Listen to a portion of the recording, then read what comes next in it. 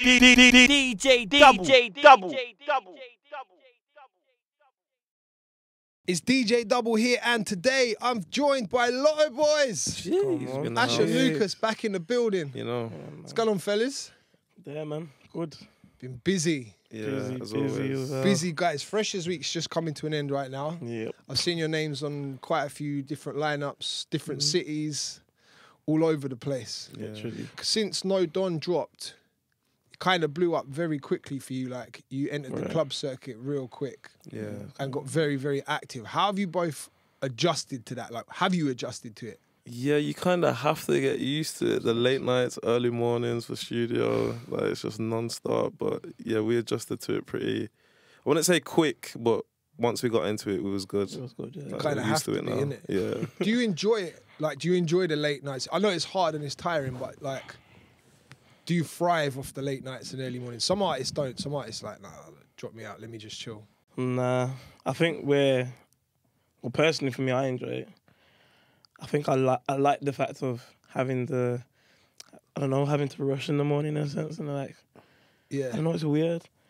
It makes me feel like I'm working. Do you ever get time off? Like, do you have a lot of downtime? Because I've seen the schedule's been hectic, man. Yeah, like, it has been mad. We have a bit of downtime, as much as we could. Yeah. We're used to not having it, so.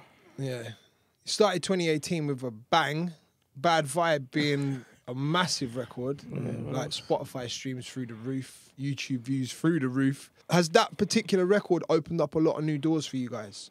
I think it kind of just made people realise that it's not only the one sound of music we can do, and it's kind of like we can do commercial but still make it kind of like urban commercial. Yeah. In a sense, so yeah, it's good. It was definitely a good tune to be a part of. The link up with Mr Eazi as well. It was great, definitely, and MO as well. They're great girls, to be honest. Yeah. I've got a bone to pick with you, right? Goddamn. Last time we were sat here, we were chatting about a record, Fee Fi Fo, isn't it? Yeah. With Mist. Yeah. Like, I'm still waiting, bruv. And I think it was like a year ago. Yeah, man. You know what it is? No, I don't know what it is. And I'm angry, bro. Now, you know what? Hopefully it will come out. It's just we went through a couple of situations and changes, so like we've changed for the better. Right. So hopefully now everything should be great. Like, we've spoke to Miss as well.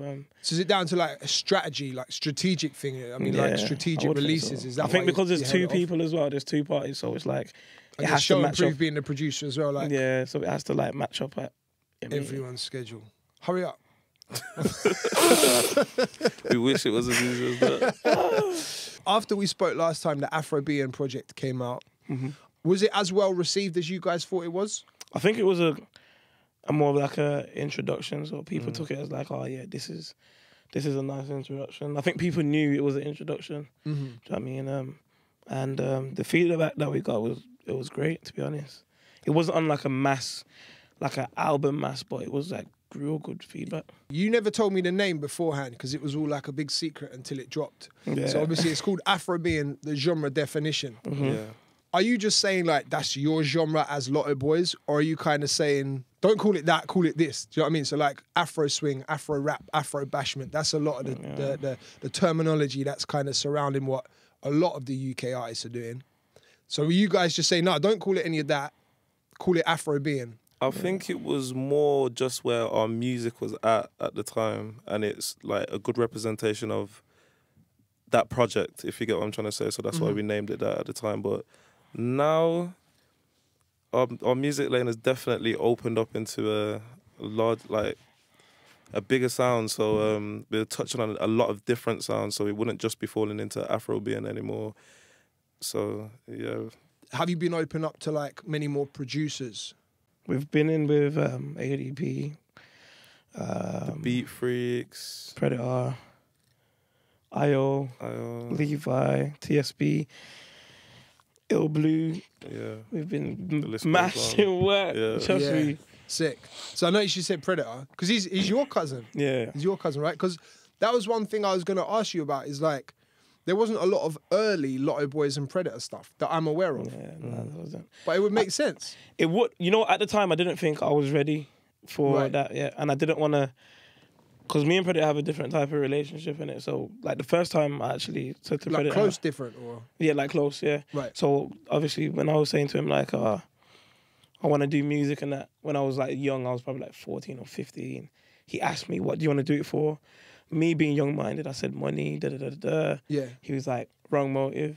You need to do that. And he spoke to me and I was like, raw, like, from that day, I was like, okay, you know what? My whole mindset changed. And I started to just see things from a different point of view. And I thought to myself, you know what? It's not about that. Like, I just have to stay humble and just do my thing. And whatever comes is a bonus. I'm doing it because I actually enjoy it. You know what I mean? Yeah. So I had to find that love for music in a sense. But now I've actually found that we've basically met at the same place. And it's like, yo, let's get in a session. So and now the money's coming anyway. It's coming anyway. Exactly. That's sick. Yeah, shouts to Preditah, man. Good advice, I guess. For real, man. Very dope advice. So you mentioned you've been working with ADP, and obviously that's something that us as fans, we're going to know. Kinder Surprise dropped earlier in the year. Was that the first time you worked with ADP? Nah, we worked with him, well, yeah. It was like a set 3 days, because that was part of it. So Kinder Surprise was one of the songs. Yeah. The next single that we just dropped is Did It Again, so that was one of the songs. And then we got a couple more. Okay, so a couple more. So you got, over the 3 days, you built like an EP's worth almost. Yeah, like. Yeah. Definitely. With the Kinder Surprise track, you asked the fans online what their favourite sweets were. Yeah. Did you have the song already, or was it like... Nah, basically what happened was we asked them, based on the session that we had, you get me? So it was like, we started off making it based on sweets, so we thought, you know what? He spilled Skittles. We've actually got a video of how it happened. So he spilled some Skittles.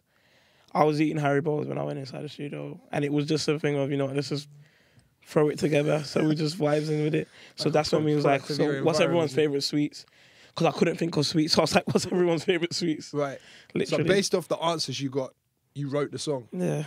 Are you giving all the fans credit? Like, are they cutting in their percentages and that? Yeah, come true. Everyone, like, the whole list of names the whole list of names. The songwriters. 0.1% each. Songwriters. All right, so if anybody actually tweeted them back and they used your sweets in the song, hit them up. There's PRS checks waiting and Come all on, sorts. man. How'd you guys meet ADP? It's through, like, emails, really. I think it was like, it was just like, this will probably be our right session. And we know that he made Bestie, so we was like, might as well just have a... See what it turned out to be. But ADP's sick. And we get along like brothers, so... Yeah, we judge. Good chemistry there. Yeah, very good chemistry. So Did It Again's the new one. It's out now. So how long did that track take to make? If you built like 500 songs in 3 days, how long was this one? Well, I know the chorus took about like 20 minutes just to record. But that was mainly... I had the concept already on my phone. So then it was a matter of just putting the concept into... Is this another voice note from church? Yeah, It was actually a voice note still. It was a voice note. And then I just literally carried on. The overall track took... Probably done without mixing, probably like 2 hours. Yeah. It's dope that you can come out with such like a prominent single or for such a short amount of time. Like, I think, I don't know, man. I think we get lucky sometimes. It was the chemistry in the session, though. Everything was definitely just going... the vibe as well. Yeah, the vibe was just the energy was point. too high in there for anything to come out and just be like... Yeah. You know what I mean? When you guys get into the studio now, do you feel any kind of pressure? Because of the Afro Ben project, right, you're well past being like what people would call one-hit wonders. You've got a decent catalogue now. Yeah. But with songs like No Don and Bad Vibe, there's such high-level records now. And especially like No Don, you know how music's like so disposable and it has short shelf life? No Don's cemented now. You can even play it now and it goes off. Yeah. So when you've got these kind of level records, do you feel pressure to kind of get to that place with the music?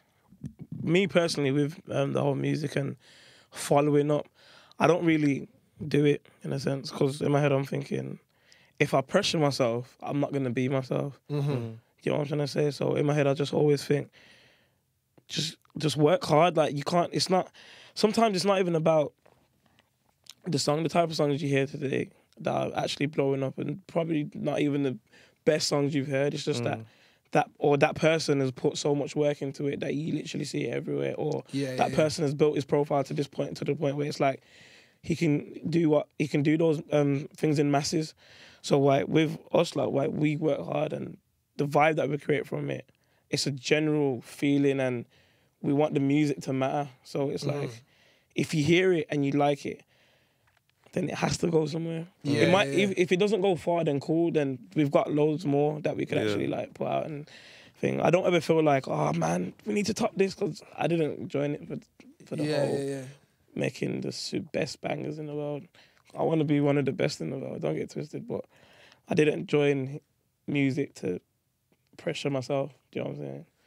I enjoy it. I love it. So. How do you deal with creative differences? If Ash did something that was dead, how would you like tell him? If Ash did something that was dead? Yeah, in the studio, if he did, and you really weren't feeling it, like, nah. It's just, if you didn't like one of the voice notes, what would you tell him?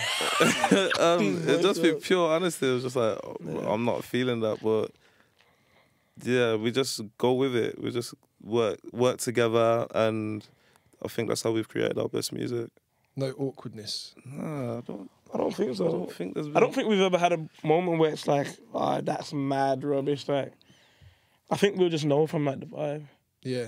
Literally. From the energies in the room, it will just, you can feel, I don't know, man. It's You're weird. in there singing your heart out, and everyone's like, yeah. just sat there. Tumbleweed. What's been the biggest challenge for Lotto Boyzz? You know what it is?